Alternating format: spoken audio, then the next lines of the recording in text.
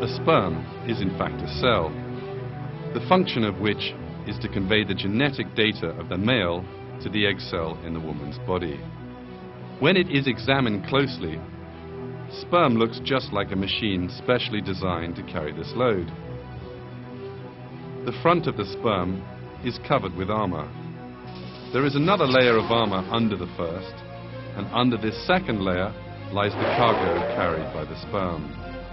In this cargo are 23 chromosomes belonging to the male.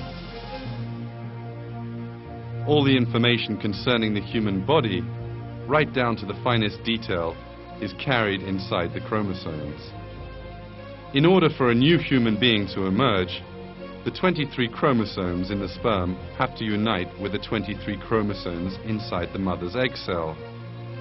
In this way, the first foundations of a person's 46 chromosomes will be laid.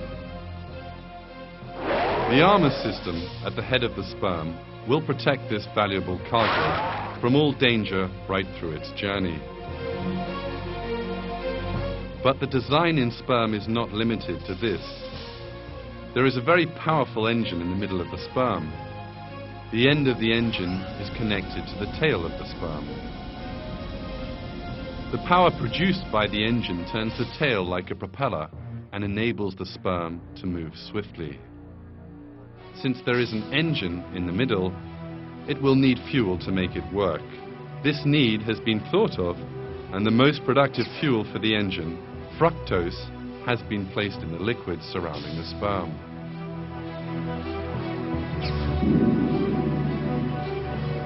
In this way, the fuel for the engine is provided throughout the length of the journey it will undertake.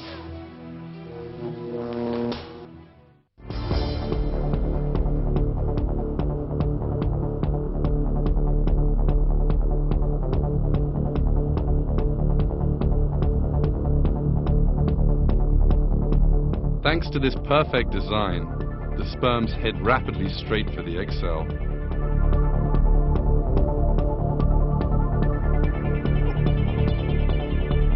When the length of the sperm and the distance traveled are considered, it emerges that this is relatively as fast as a speedboat.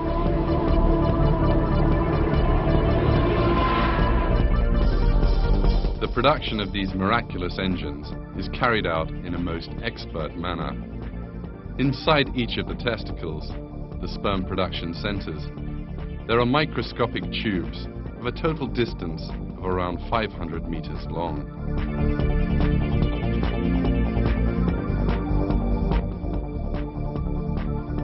The production inside these tiny tubes works just like the conveyor belt assembly system inside a modern factory. The sperm's armor, engine and tail parts are assembled onto one another in turn. What emerges as a result is a real wonder of engineering.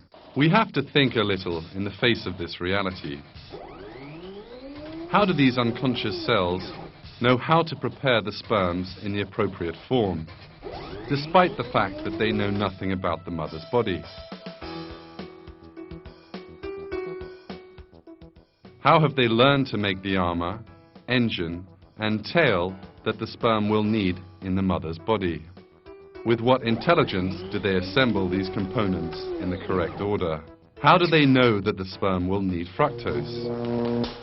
How have they learned to build an engine that runs on fructose?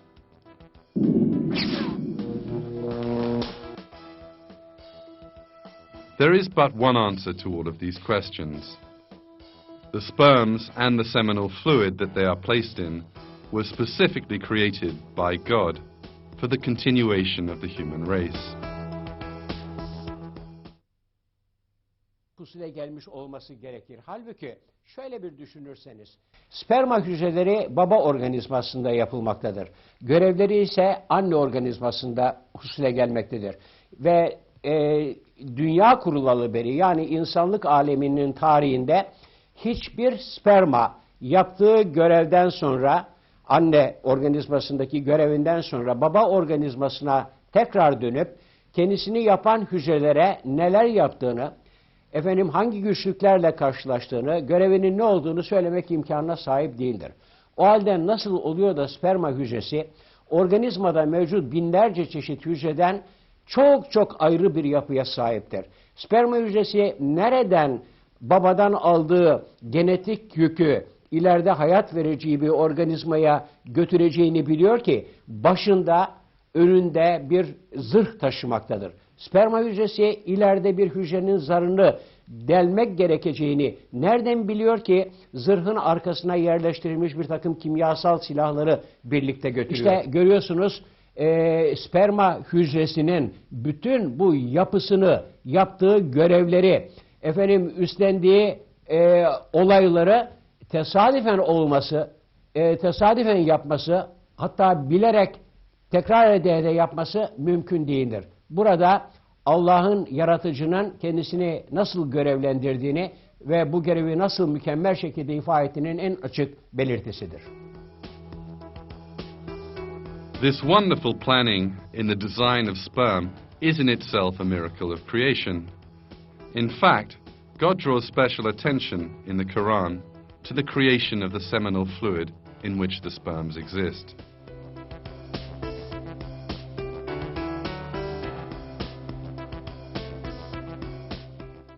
It is we who have created you. Why then do you not accept the truth?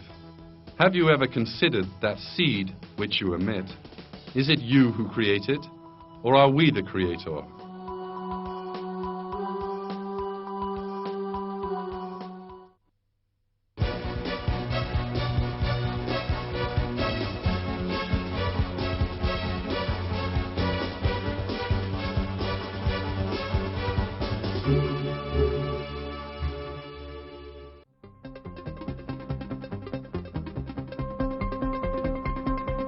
Some 250 million sperms at a time are sent to the mother's womb. This number is deliberately kept high because as soon as the sperms enter the mother's body, they find themselves facing lethal dangers. There is a dense mixture of acids in the mother's reproductive organs designed to combat bacteria. This acid mixture is also fatal to sperms. Within a few minutes, the walls of the womb are coated with millions of dead sperms. A few hours later, most of the 250 million sperms will have died.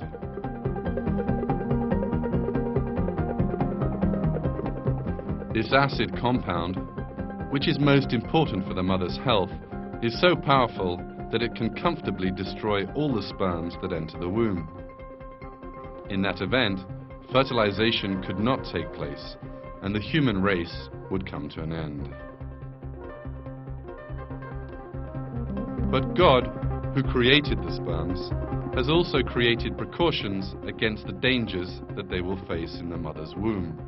While sperm is being produced in the man's body, a basic compound is added to the fluid that contains the sperms. This compound partially eliminates the effect of the acid in the mother's womb. Thanks to this, a number of sperms pass the mother's womb and manage to reach the entrance to the fallopian tube. If you'll notice, the sperms all travel together in the same direction.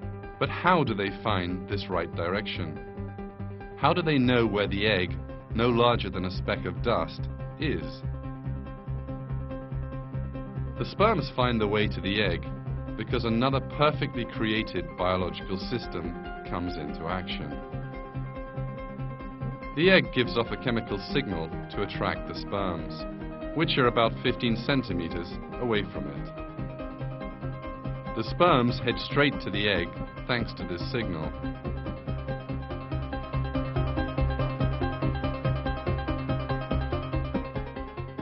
In short, the egg cell, which knows nothing about the sperms and has never come into contact with them before, calls them to it. Two cells, perfect strangers to one another, engage in communication. This reality is another proof that egg and sperm are created in the most ideal form for each other.